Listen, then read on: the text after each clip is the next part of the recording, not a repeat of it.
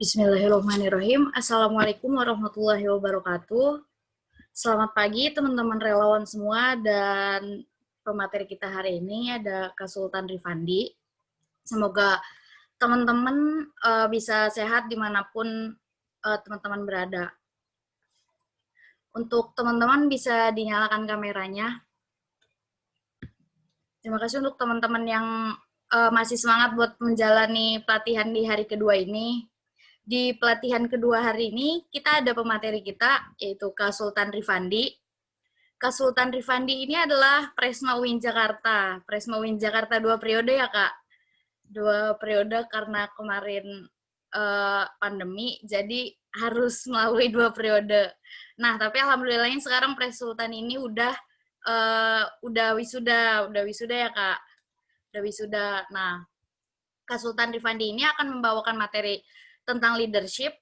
Jadi nanti Kak Sultan Rifandi akan menjelaskan seperti apa itu leadership, terus fungsinya, terus unsur-unsur yang ada dalam leadership, sama kira-kira gimana sih jadi pemimpin yang baik gitu. Karena kan nanti ketika teman-teman menjalani volunteer penggerak pendidikan desa ini, teman-teman bersama teman-teman penggerak lainnya dan teman-teman di sini sebagai pemimpin gitu di volunteer ini gitu.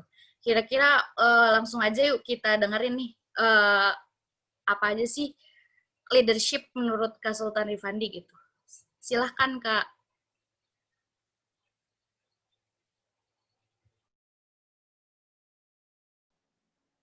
Oke, jelas nggak suaranya Cika? Jelas Kak. Oke, baik. Terima kasih. Assalamualaikum warahmatullahi wabarakatuh. Terima kasih moderator Cika atas pengantarnya.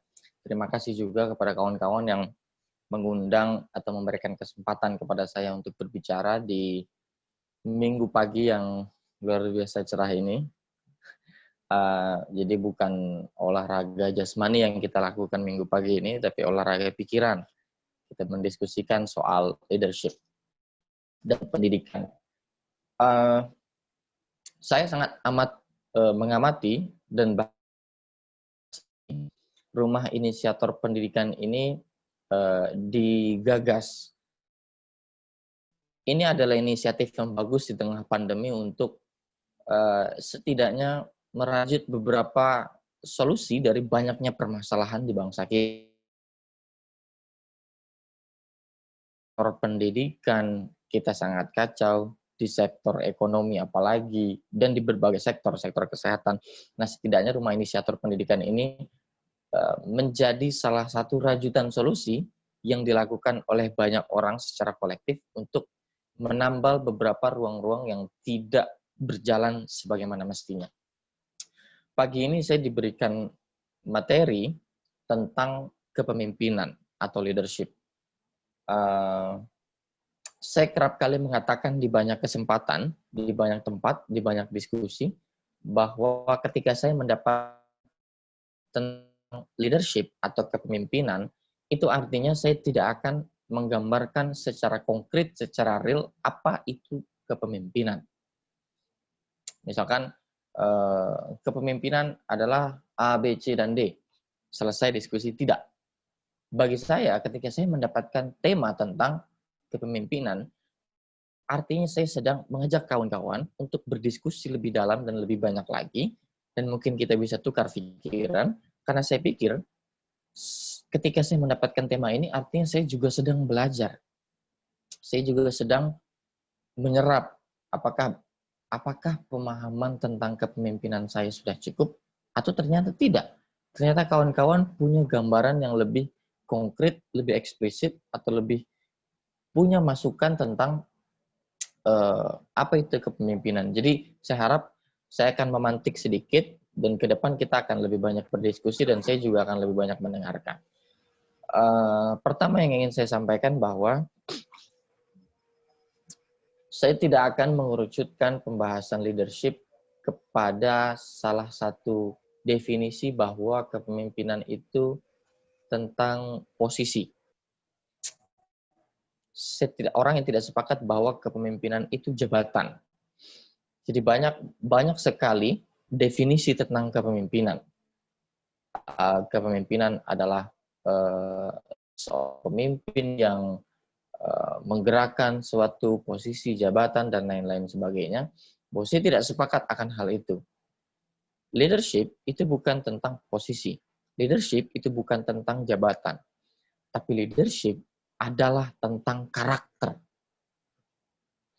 Kenapa pada akhirnya saya katakan karakter?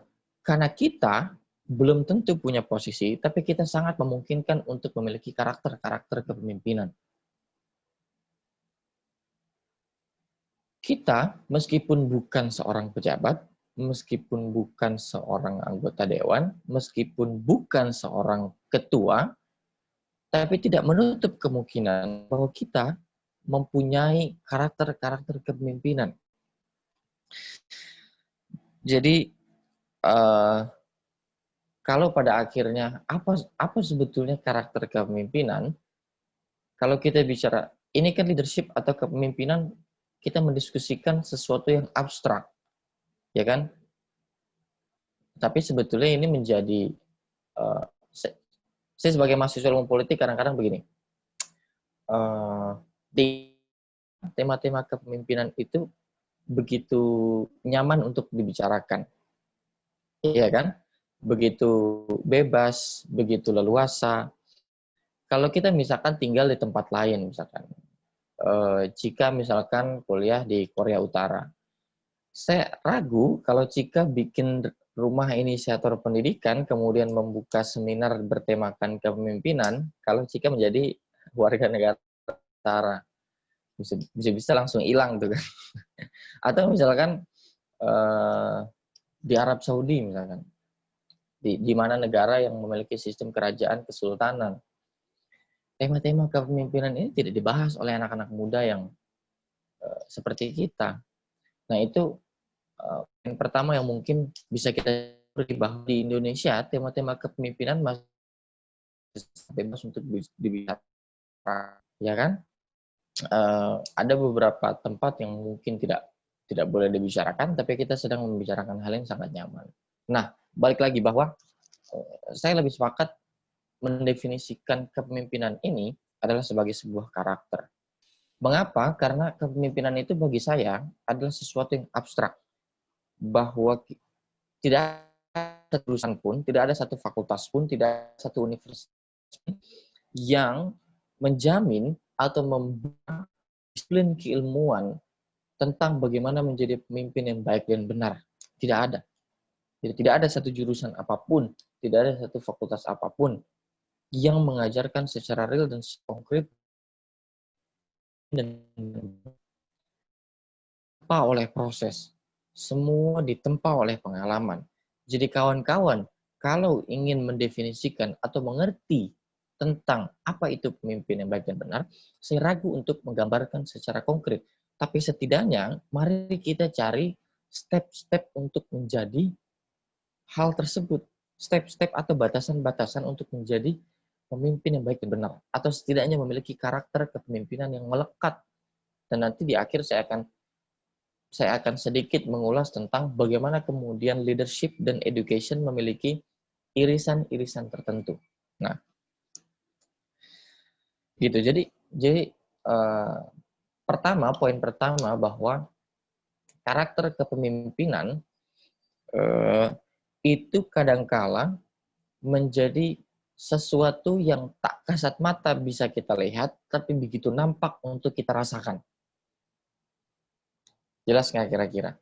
Jadi karakter kepemimpinan itu adalah sesuatu yang tidak kasat mata.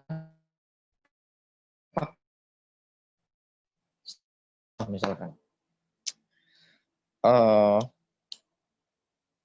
ada beberapa perbedaan antara pemimpin dan pimpinan. Ini harus dibedakan. Kadang-kala pimpinan itu melekat pada apa istilahnya? Ada melekat pada bos, atau ini berkaitan dengan posisi dan jabatan. dalam satu tugas atau di dalam satu tupoksi atau dalam satu program, dalam tanda kutip pimpinan ini atau si bos ini itu telah mencapai target, telah membuat sebuah target program. Nah, kalau kita punya mental pimpinan, dia tidak peduli bagaimana kemudian prosesnya, dia tidak peduli bagaimana kemudian perkembangan anak buah yang mengerjakan programnya. Yang jelas sesuai target, kalau tidak sesuai target, dia pecat, kalau sesuai target, jalan terus. Nah, ini adalah karakter bos. Dia tidak peduli bagaimana kemudian perkembangan prosesnya. Dia tidak membimbing, dia tidak mendampingi.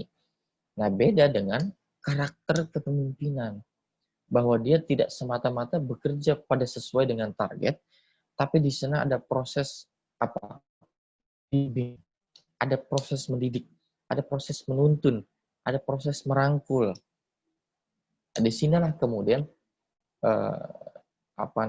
pentingnya karakter kepemimpinan, gitu loh. Makanya saya tadi katakan bahwa ya memang karakter kepemimpinan ini adalah sesuatu yang tidak nampak, tetapi begitu erat untuk kita rasakan, gitu loh, karena perbedaannya jelas. Nah, apa saja kira-kira step-step bisa secara batasan kita lakukan untuk apa istilahnya?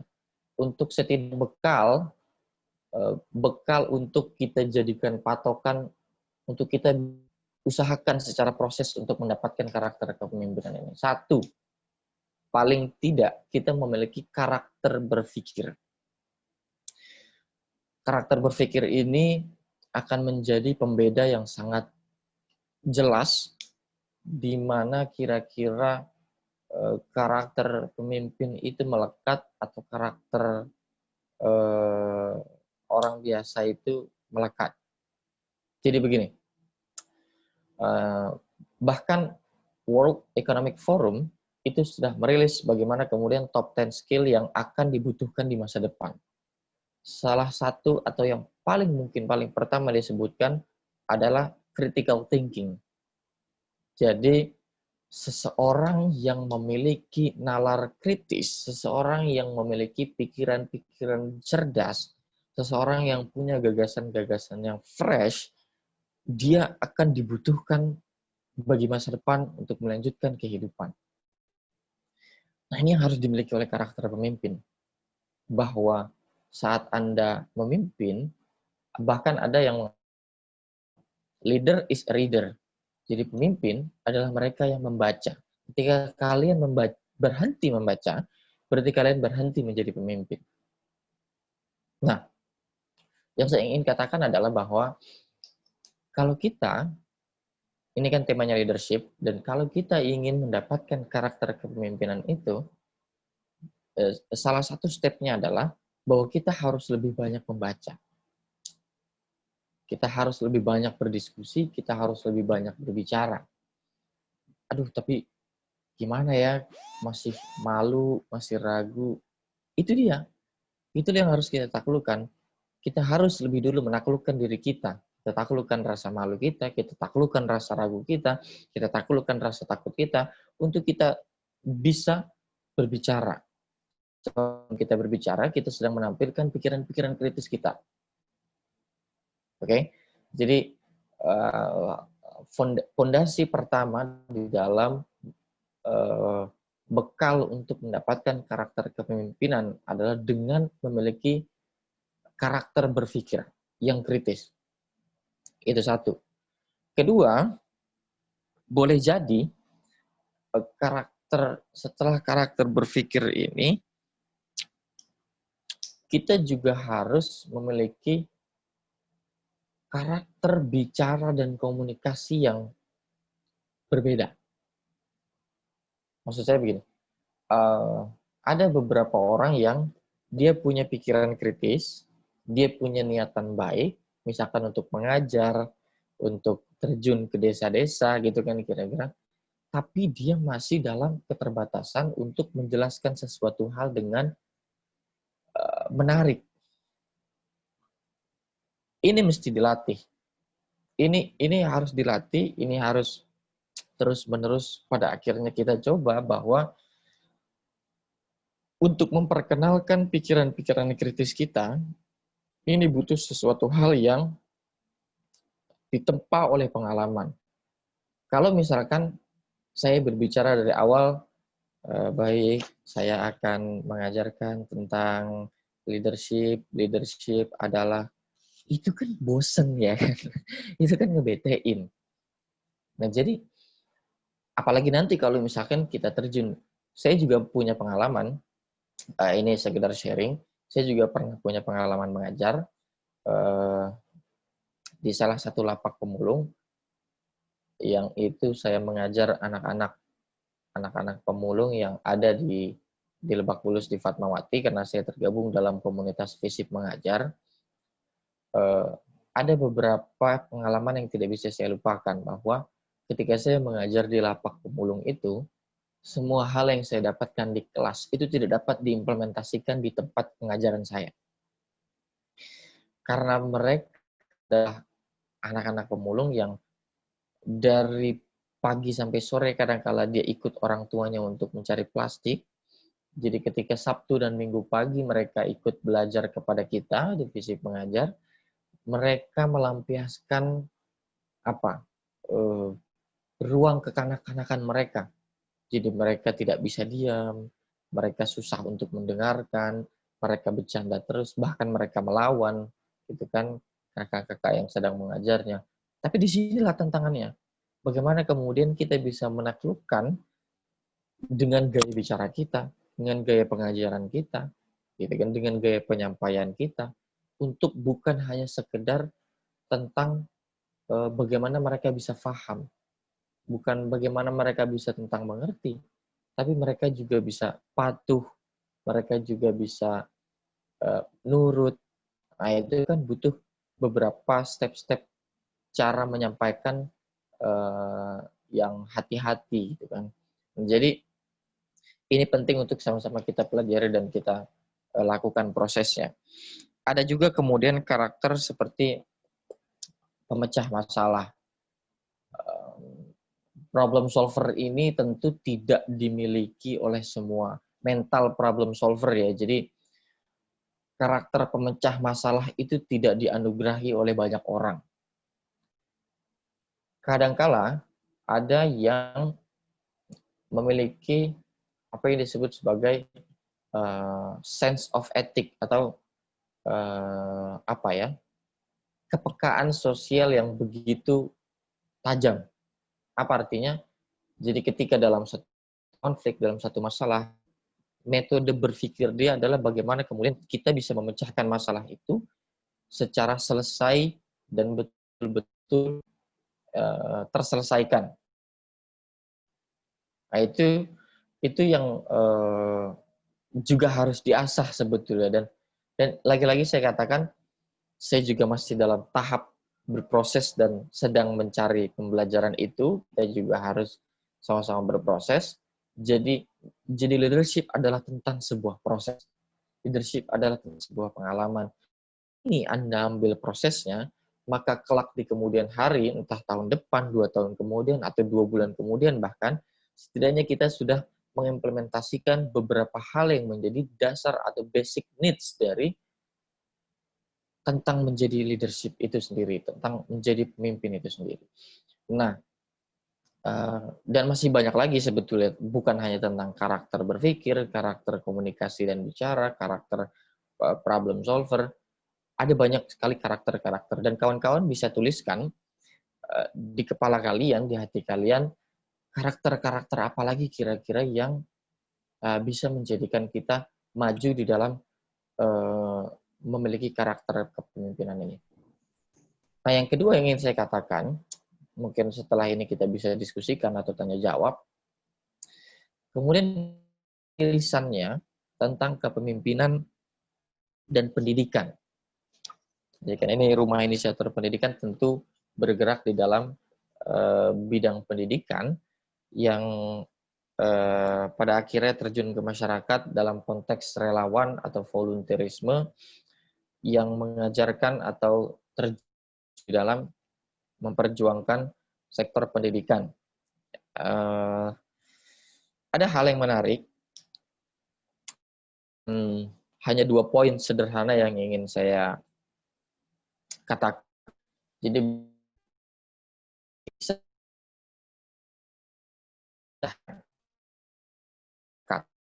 bahwa artinya ketika kita sedang memimpin, artinya juga kita sedang mendidik. Ketika kita sedang mendidik, artinya kita juga.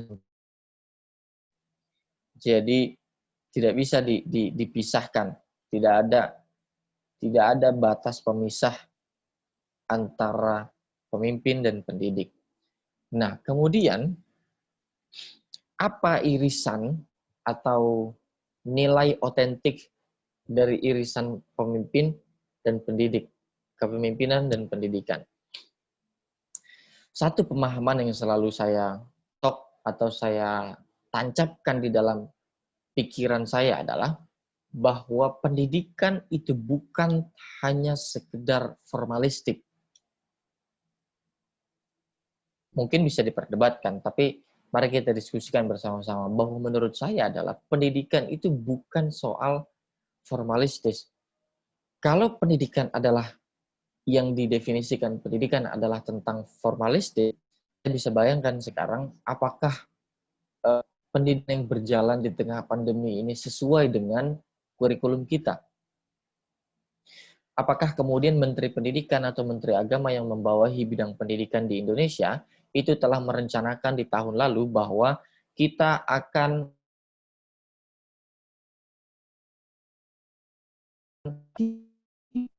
ini suatu hal yang tidak terkondisi. Pendidikan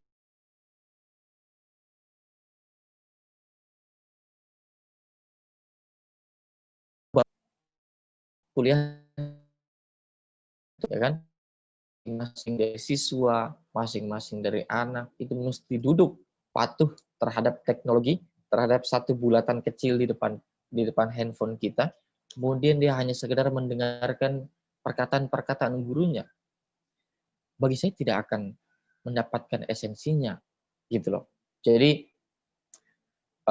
bahwa pendidikan itu bukan hanya sekedar mentransfer ilmu, tapi juga mentransfer moral, tapi juga tentang transfer karakter, tapi juga tentang transfer etika, gitu kan. Nah, sejauh ini kalau kita lihat secara formal, secara formalistik, apakah belajar online mengakomodasi pendidikan karakter tersebut? Apakah secara formal pendidikan etika mengakomodasi di dalam pendidikan secara online ini? Saya khawatir hal-hal itu tidak terakomodasi. Hanya bagaimana berjalannya gitu kan, yang penting asal jalan, yang penting segala macam formalitasnya berjalan gitu kan, guru tetap mengajar, murid tetap belajar, tapi ya sudah secara formal aja. Nah, ini yang saya khawatirkan sedang terjadi. Jadi kita sedang membayangkan ada satu generasi yang dirundung oleh kondisi yang 5-10 tahun ke depan mereka tidak paham bagaimana kemudian bertanya di sebuah kampung di dalam menggunakan etika. Saya khawatir ada satu generasi yang mereka bahkan di dalam satu majalah terkemuka di dunia menyebutkan sebagai lost generation. Ada generasi yang tidak paham bagaimana kemudian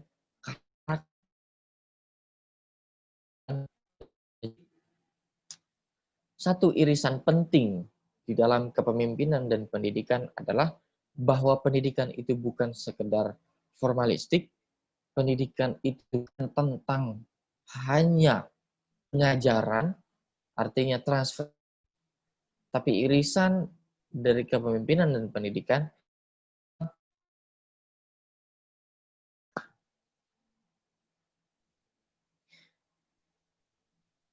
maksudnya apa kebermanfaatan? Adik-adik kita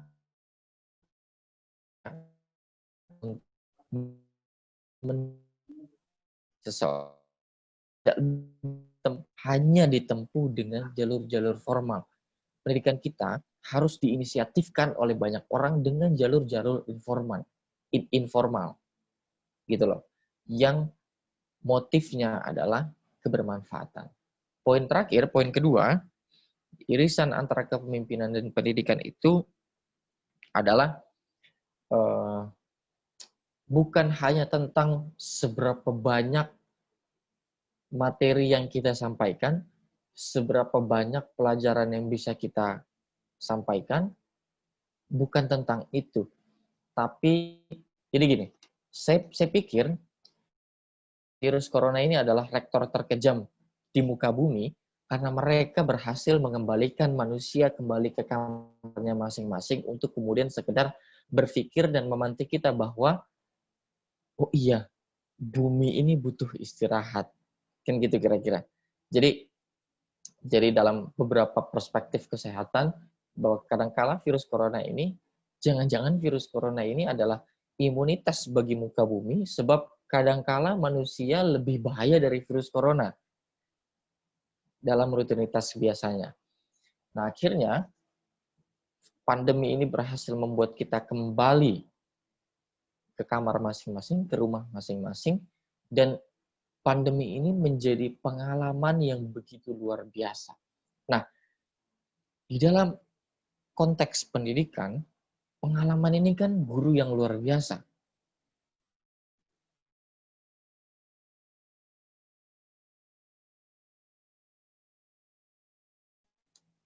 Ada perspektif yang seperti itu gitu loh. Nah, kita kita jadi ini sebagai prinsip bahwa ketika kita terjun ke masyarakat, ketika kita terjun untuk mengajar, ketika kita terjun mendidik menjadi relawan, bukan seberapa banyak yang kita berikan pelajarannya, tapi seberapa mampu kita untuk membuat sebuah momentum, seberapa mampu kita untuk membuat pengalaman. Gitu loh.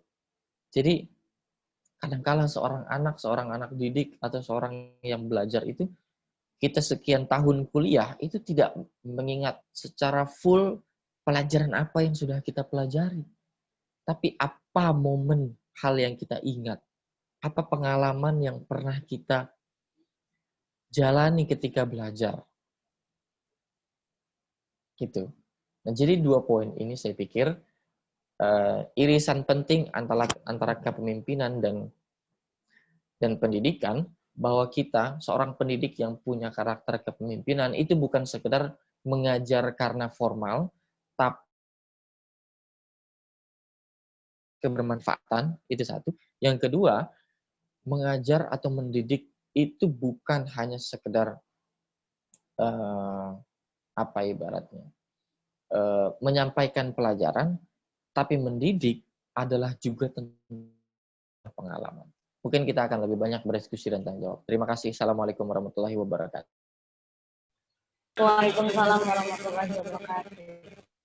Nah, selanjutnya kita mungkin lebih ke diskusi ya, tanya jawab. Jadi kalau teman-teman punya pertanyaan nanti akan dijawab sama Kak Sultan. Jadi bisa langsung dinyalakan saja mic-nya, terus ditanya aja gitu ke Kak Sultannya.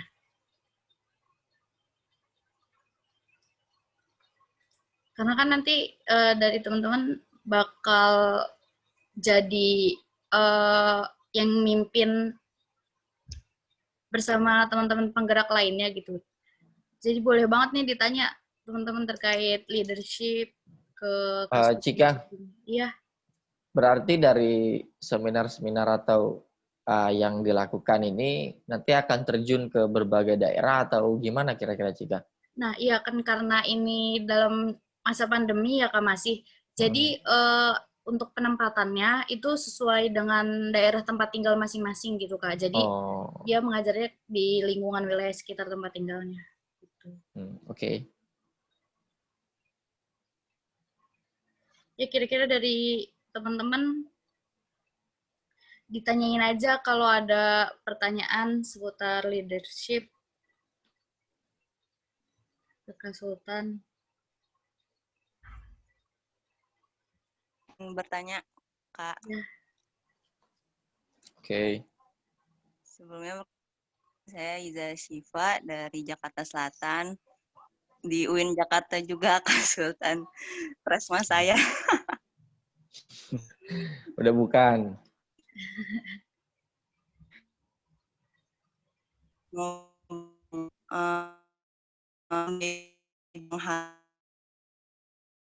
Kita juga kan kayak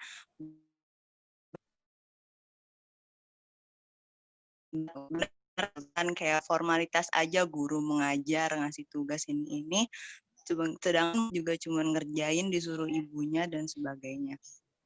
Nah, dalam pertanyaannya gimana caranya kita ini sebagai pemimpin ya, inisiator itu bisa mentransfer jiwa kepemimpinan kita lewat via online tuh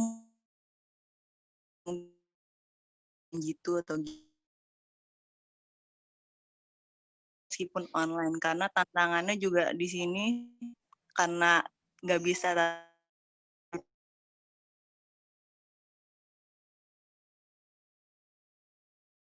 Oke ya.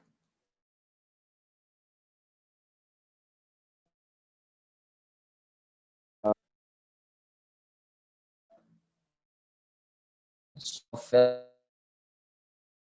si guru dan si murid sebetulnya, terutama di tengah pandemi, yaitu kreativitas dan inisiatif. Oke? Kreativitas dan inisiatif. Apa sih maksudnya kreativitas dan inisiatif? Mengapa kemudian itu penting? Sebab sebetulnya kita sedang melawan perspektif-perspektif lama. Ya kan? Kalau perspektif lama itu kan bahwa kita harus buka buku ketika memang diberikan tugas oleh guru, ya kan? Kita akan belajar mengulas kembali ketika besok kita ingin mengajar. Kita ada beberapa skema-skema yang dilakukan secara rutinitas dan itu sangat amat di luar dari jangkauan inisiatif. Nah, pandemi sebetulnya membuat kita kan kembali ke kamar masing-masing nih. Kita nggak pergi sekolah, kita nggak bertemu guru, kita harus sebetulnya kalau kita pakai kaca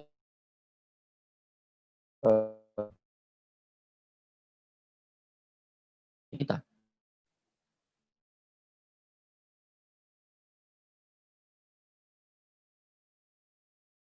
balik ke sekolah itu kalau dalam perspektif murid ya atau mahasiswa yang tadinya hanya sekedar belajar apa yang diberikan oleh dosen atau oleh guru, ini kita punya kebebasan untuk belajar apapun. Kita punya kebebasan untuk mengembangkan potensi keilmuan kita apapun. Ya kan?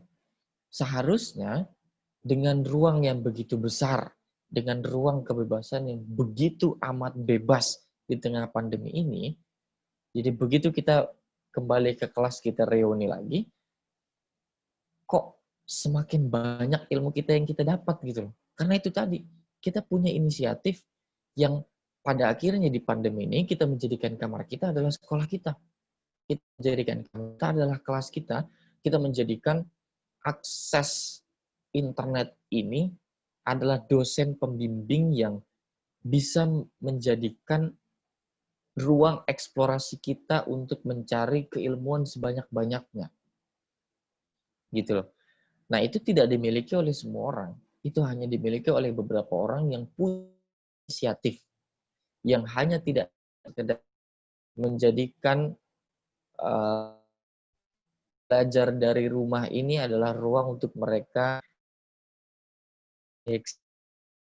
TikTok, ya kan? Ini kan pertarungan kita luar biasa. Kita mesti bertarung 40 menit saya bicara di sini, itu kan nggak lebih menarik dari video 60 detik di TikTok gitu loh.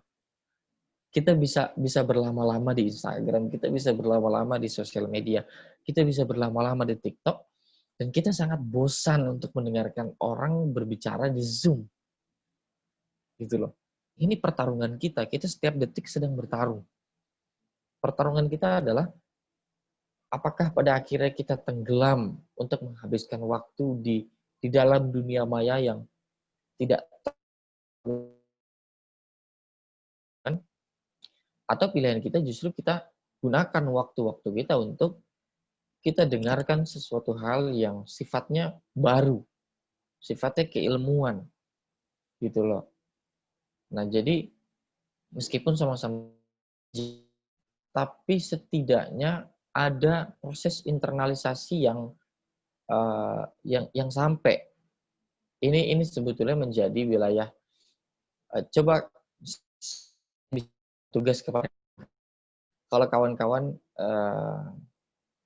berlangganan Netflix lah atau bisa cari filmnya, silahkan kawan-kawan nonton film The Social Dilemma. Jadi itu menggambarkan begitu kejamnya algoritma untuk membungkus karakter kita. Oke? Jadi disitulah pada akhirnya penting karakter kepemimpinan, apakah pada akhirnya kita mampu untuk membentuk diri kita, atau ternyata selama ini kita sedang dibentuk dengan algoritma media yang setiap hari menyelimuti kita. Gitu. Jadi balik lagi ke Iza tadi, jadi inisiatif itu penting, Iza. Inisiatif itu penting sebagai murid, sebagai mahasiswa, untuk kita punya inisiatif atau kesadaran untuk menginternalisasikan diri kita di kamar masing, termasuk dengan guru atau mengajar. Saya pikir ini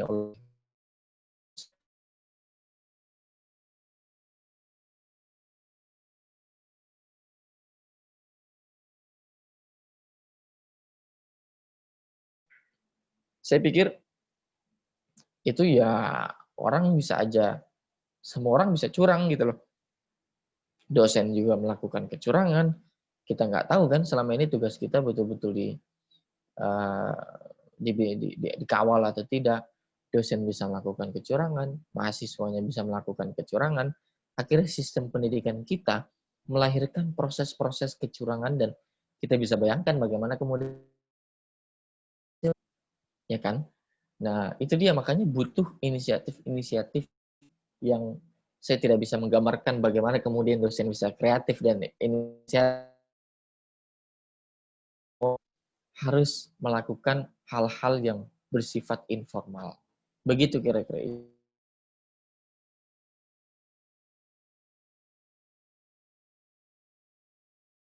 Terima kasih. Oke. Izin Kak, izin bertanya. Oke. Perkenalkan, nama saya Reniwati, berasal dari Bekasi. Izin bertanya Kak, menurut pengalaman Kakak, cara paling ampuh apa yang efektif untuk menyelesaikan masalah-masalah kepemimpinan, Kak? Boleh dijawab juga, Kak. Terima kasih. Ya, betul. Menunggu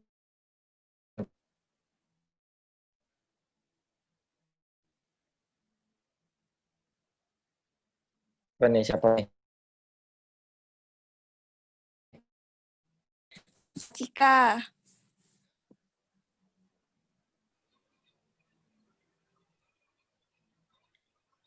Kak, maaf sinyalnya agak hilang-hilangan, jadi tadi nggak dengar yang terakhirnya.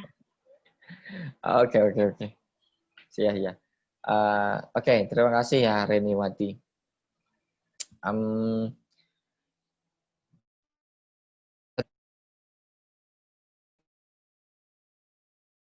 Itu punya permasalahan yang terjadi, Reni.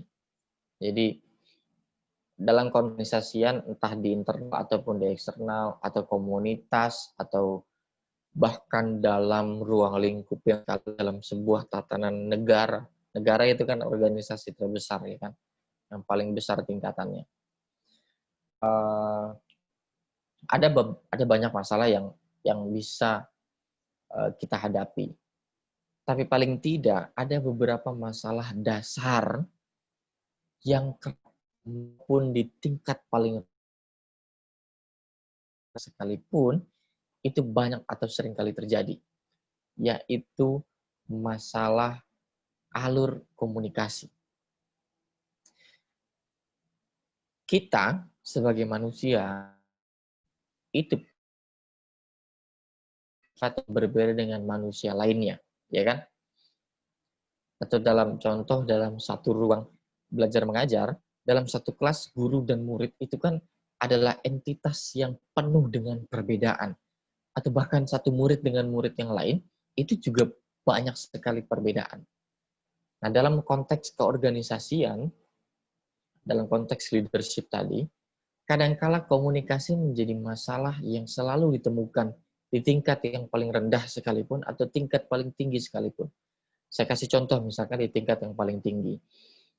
Anda kemarin di tahun 2020 melihatkan bagaimana kemudian dari satu kementerian dengan kementerian lainnya itu memiliki kebijakan yang tumpang tindih. Contoh dalam kasus mudik misalkan. Ada beberapa kementerian yang memberikan kebijakan bahwa mudik itu dilarang misalkan.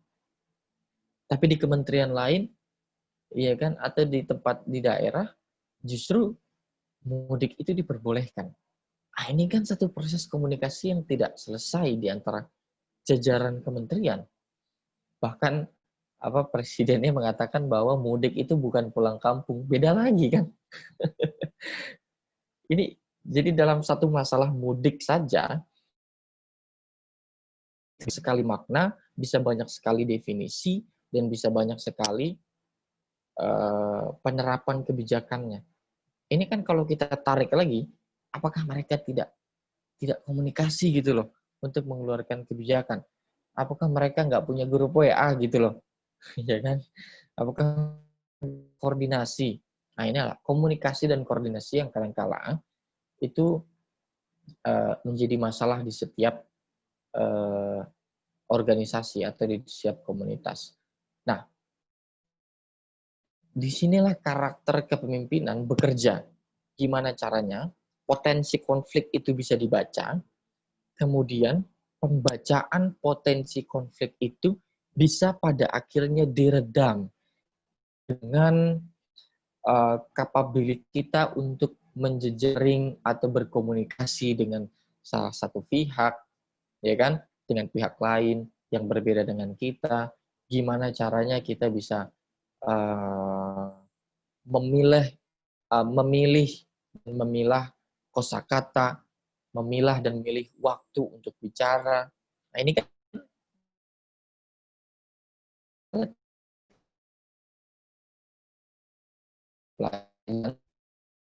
tapi kesalahannya sangat fatal kalau misalkan dibiarkan, gitu loh. Nah, jadi di situ pentingnya pada akhirnya kita memahami tentang ilmu komunikasi di dalam satu tatanan organisasi atau kepemimpinan agar itu tadi miskoordinasi yang kerap kali di banyak persoalan, di banyak tingkat itu bisa setidaknya kita menjadi problem solvernya gitu loh. Gitu sih Reni. Semoga menjawab. Baik Kak, terima kasih Kak. Kak Cika, boleh Kak untuk menjawab pertanyaan aku juga.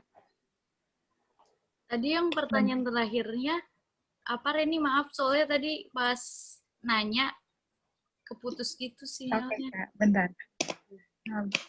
Menurut pengalaman Cika, cara paling ampuh apa yang efektif untuk menyelesaikan masalah kepemimpinan yang pernah Kak Cika hadapi gitu? Terima kasih Kak. Ya, terima kasih Reni. Sebenarnya mah pasti nomor satu kalau masalah dalam suatu ibaratnya kepemimpinan atau organisasi itu iya sih masalah utama pasti ada di komunikasi gitu. Karena kalau misalkan satu komunikasi nggak jalan, tidak mematuhi aturan-aturan komunikasi gitu. Kan karena dalam komunikasi di dalam suatu komunitas, organisasi, bahkan negara pun mempunyai aturan birokrasinya gitu. Nah, kalau misalkan kita belum mengetahui dan melewati aturan-aturan itu gitu.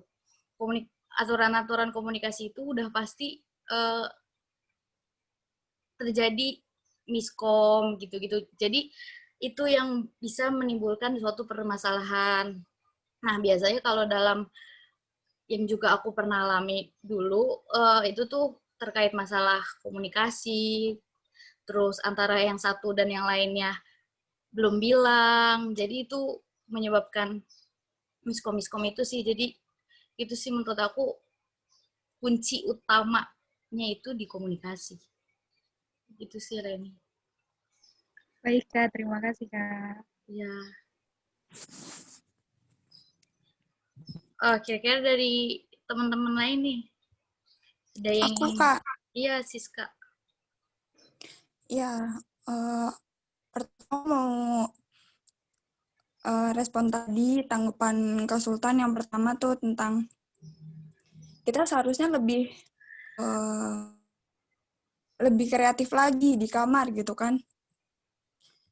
Pengalaman Siska dari pertama pandemi emang di rumah terus, maksudnya nggak bener-bener nggak ngapa-ngapain, cuman kuliah aja. Efeknya IPK-nya bagus. Itu. Lalu di semester kemarin udah mulai bosen belajar aja. Akhirnya Siska mulai cari, tapi waktu semester 2 ambil tapi cuma 1 orang, dan itu seminggu cuma 2 kali. Jadi lumayan ringan lah kalau cuma 1 orang. Nah, waktu semester 3 ini kemarin semakin banyak yang privat gitu. Udah gitu Siska juga cari pengen ada pengalaman jualan nih di pandemi gitu kan. Selain jualan, Siska juga pengen tahu keadaan teman Siska tuh gimana gitu. Kan ketemu ngasih barang dan dia bilang makasih, oh berarti dia dalam keadaan baik-baik saja. Pasti udah nggak ketemu lama karena lulus SMA udah nggak pernah ketemu, ke Ciputat, di sini bisa ketemu gitu. Nah, Siska setuju sih sama Kak Sultan. Jadi Siska cari hal-hal baru, Siska belajar parenting, Siska belajar mental health gitu selama pandemi. Nah, Siska jadi bisa dengerin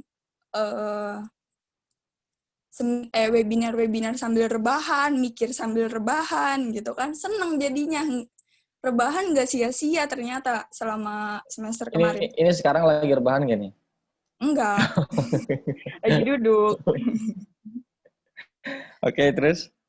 Ya, udah itu untuk tanggapan tadi ke Sultan, Siska setuju banget. Nah, lalu pertanyaannya, sekarang ke pertanyaan. Kalau pertanyaan dari Siska, gimana sih Kak, kita diskusi, tapi posisi kita pemimpin, tapi Siska nggak mau rekan-rekan nanti merasa kalau Siska itu pemimpin. Jadi Siska maunya menyamaratakan gitu. Selama Siska jadi ketua waktu SMA, ketua eskul, Siska nggak mau anggota itu ngerasa kalau Siska ketua, maunya jadi teman aja gitu. Teman seangkatan, saking nggak maunya tuh Siska nggak pernah panggil adik kelas itu kata D. Jadi panggil nama aja gitu. Jadi seakan oh temen. Jadi mereka ke Siska juga terbuka gitu. Siska maunya kayak gitu. Oh ini dia ketua nih harus dihormati, harus kayak gini gitu. Siska nggak mau ngerasa kayak gitu. Gitu sih Kak. Ya. Langsung saya jawab ya. Iya Kak. Tapi sebelum jawab pertanyaan tadi, itu tanggapannya menarik. Jadi itu dia, makanya kan gini, sekarang kita hidup dalam perspektif lama tentang bahwa semakin tinggi pendidikan kita, maka akan semakin baik nasibnya. Ya kan? Kita dulu ditancapkan perspektif bahwa semakin tinggi pendidikannya, maka semakin baik nasibnya. Rasa-rasanya setelah pandemi datang kayaknya nggak relevan perspektif. Justru yang dilakukan Siska adalah menjawab bukan tentang semakin tinggi pendidikan semakin baik nasib, tapi siapa yang paling cepat memulai suatu hal yang produktif, maka akan kemungkinan besar dia akan mendapatkan kemungkinan berhasil bahkan semakin baik nasib. justru yang fresh graduate, orang yang baru lulus, itu sama kok. Mengalami kesulitan dan kesusahan juga kok. Jadi, problem struktural kita tentang kemiskinan, ketimpangan, dan pengangguran itu semakin radikal ketika pandemi datang. Jadi, itu dia inisiatif-inisiatif baru yang dieksplorasikan di tengah pandemi ini bisa jadi menentukan kita di masa depan. Tanpa inisiatif, dengan kita mengikuti jejak formalitas yang begini-begini aja, saya khawatir kita akan panik lah di kemudian hari. Nah, itu dia. Untuk menjawab pertanyaan Siska tadi, berarti kita satu, cerdas di dalam menempatkan diri. Penempatan diri itu apa maksudnya? Ini sebetulnya termasuk dalam managing people sih. Jadi bagaimana kemudian kita itu bisa memastikan tupoksi, program, dan segala macam perencanaan bisa terjalankan, sekaligus juga kita bisa kawal dan evaluasi, tapi di satu sisi kita tidak berada dalam hierarkis yang di atas. Seperti tadi, pimpinan. Gimana caranya kita tidak memposisikan sebagai pimpinan yang hanya ngebos, yang ngatur, yang ngomelin, dan lain-lain sebagainya. Berarti ada penempatan diri kita yang harus kita posisikan sejajar dengan mereka. Dengan apa? Dengan yaitu tadi, bisa dengan bahasa-bahasa linguistik yang sederhana. Nggak mau manggil mereka adik, nggak mau dihormatin, nggak mau yang ibaratnya ditakutin dalam konteks karena ngomel-ngomel terus, ya kan? Jadi hal-hal yang sangat sederhana. Atau bisa jadi kita juga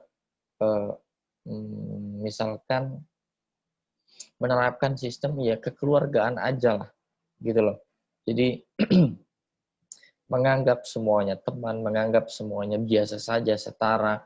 Tapi mesti diingat, ketika kita menerapkan hal-hal ini, jangan sampai kita mengabaikan hal-hal prinsipil yang mesti dijalankan. Misalkan, jangan sampai karena mereka keasikan dengan kita, akhirnya mereka lupa dengan tugas atau tupoksi yang mereka sedang emban.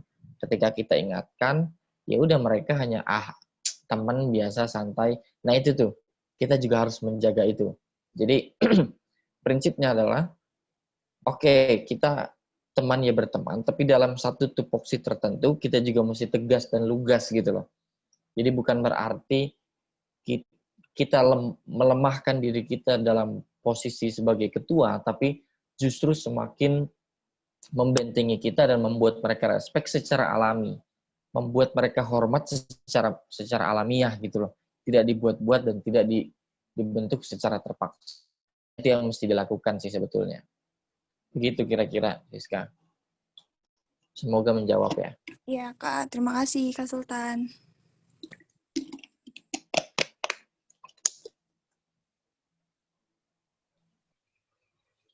Ya, kira-kira dari teman-teman lain ada yang ingin ditanyakan untuk Kak Sultan?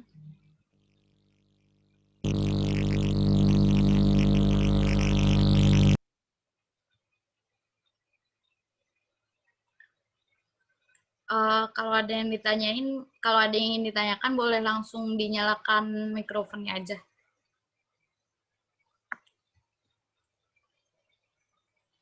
Karena mumpung pas nih pemateri. Mau tanya? Ya. Kan ada tuh ya orang yang introvert, orang yang susah gitu misalnya mengungkapkan pendapatnya dia. Nah, gimana di dalam organisasi itu? Nah, gimana caranya orang tersebut bisa beradaptasi dan bisa menumbuhkan jiwa kepemimpinan dia dalam berorganisasi? Mulailah bicara. Sangat amat sederhana. Mulailah berbicara.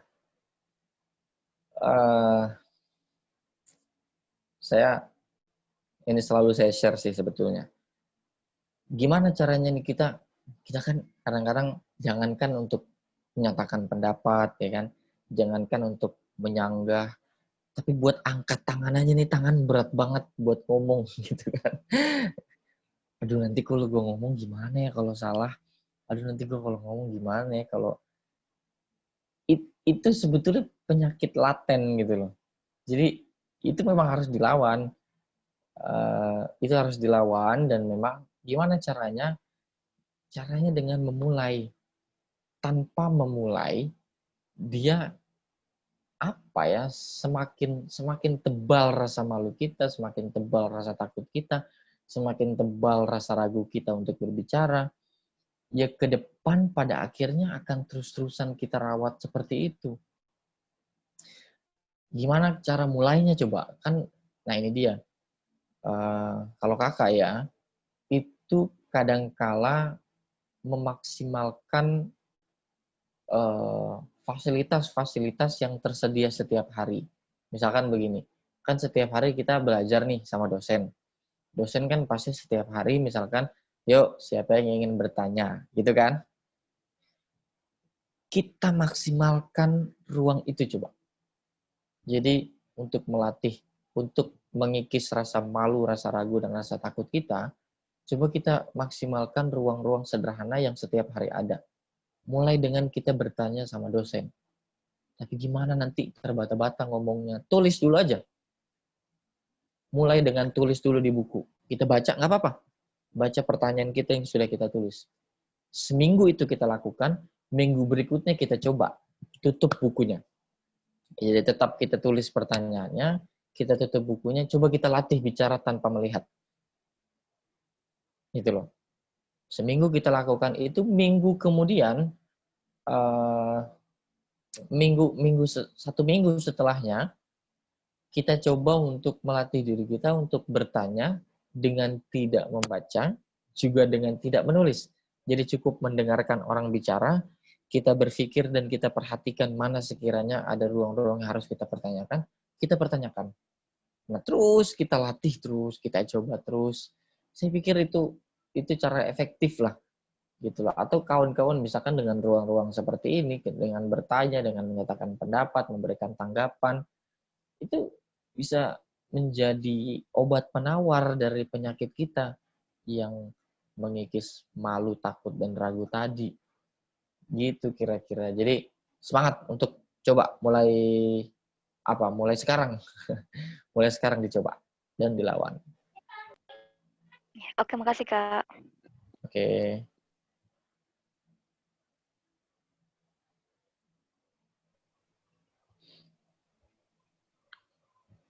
Iya, kira-kira dari teman-teman ada pertanyaan lagi kah?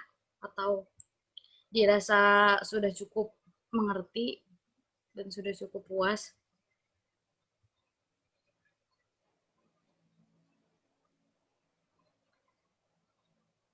Kayaknya udah nggak ada ya, udah insya Allah pada ngerti lah ya tentang apa yang tadi dipaparkan oleh Kak Sultan gitu. Ya terima kasih banyak Kak Sultan atas waktunya. Semoga teman-teman semua bisa Iya. memahami dan mengimplementasikan gitu apa yang tadi sudah Kak Sultan paparkan untuk diterapkan gitu ketika nanti teman-teman menjadi relawan. Karena tadi kan Kak Sultan juga membahas tentang kepemimpinan dan kependidikan gitu. Jadi menurut aku itu juga berguna banget sih buat volunteering pendidikan kayak gini. Gitu. Ya, Cika, terakhir berarti sebelum penutup lah ya. Saya berharap dari 1 jam kita lama diskusi di sini, itu tidak sekedar melahirkan coretan-coretan tinta di buku tulis kalian yang kalian catat hari ini atau pagi ini, atau tidak hanya sekedar kalian dengar sebagai ceramah pagi yang menjelang zuhur ini, tetapi yang saya harapkan adalah ada kesadaran baru yang kawan-kawan tancapkan dalam diri kawan-kawan untuk memulai merangkai karakter-karakter yang tadi kita diskusikan tadi. Entah sebagai pendidik, atau sebagai yang dididik, entah sebagai pengajar, atau sebagai mahasiswa, sebagai apapun itu. Bahwa leadership adalah karakter kepemimpinan, itu harus terus-menerus kita pelajari, harus terus-menerus kita lakukan sebagai sebuah proses, dan asas-asas yang harus kita tancapkan adalah asas-asas keikhlasan, kebermanfaatan, pengalaman, dan yakinlah bahwa kurma yang kita tanam hari ini itu tidak besok kemudian berbuah. Tapi kurma yang kita tanam hari ini mungkin akan berbuah di kemudian hari dan tidak akan kita duga-duga balasannya. Nah, jadi semangat terus di dalam melakukan tugas-tugas relawan. Jadilah malaikat-malaikat kecil di tengah kegelapan, jadilah pembisik-pembisik yang membimbing kita di tengah kegelapan ini. Terima kasih. Assalamualaikum warahmatullahi wabarakatuh. Waalaikumsalam. Mungkin selanjutnya ada sesi foto bersama, Kak. Jadi buat teman-teman dimohon nyalain kamera sebentar ya buat kita foto bareng. Nah, sembari teman-teman nyiapin, yang cewek-cewek mungkin pakai kerudung dulu, aku mau ngucapin terima kasih banyak buat Kak Sultan atas waktunya yang udah bersedia memberikan materi leadership pada pagi kali ini. Semoga Kak Sultan juga sehat selalu ya, Kak, dan makin sukses ke depannya. Amin. Kak Sultan juga punya ini ya, Kak, Centennials. Yap. Nah, ya mungkin teman-teman juga bisa kepoin tentang Centennials itu, bisa dilihat juga di IG-nya Kak Sultan. Iya, itu komunitas kita teman-teman yang kumpul bikin apa semacam inisiatif untuk generasi Z lah ya. Kita ini kan generasi Z dengan apa generasi Zoomer, generasi sandwich istilahnya. Iya, teman-teman yang belum buka kamera ini emang nggak mau buka kamera atau gimana nih? Gak apa-apa. Kayaknya belum mandi deh itu. Iya. Masih rebahan ya. Ya udah nggak apa-apa, Kak, kita foto dulu ya. 1, 2, 3. Boleh lagi, Kak? Bentar ya, Kak. Oke.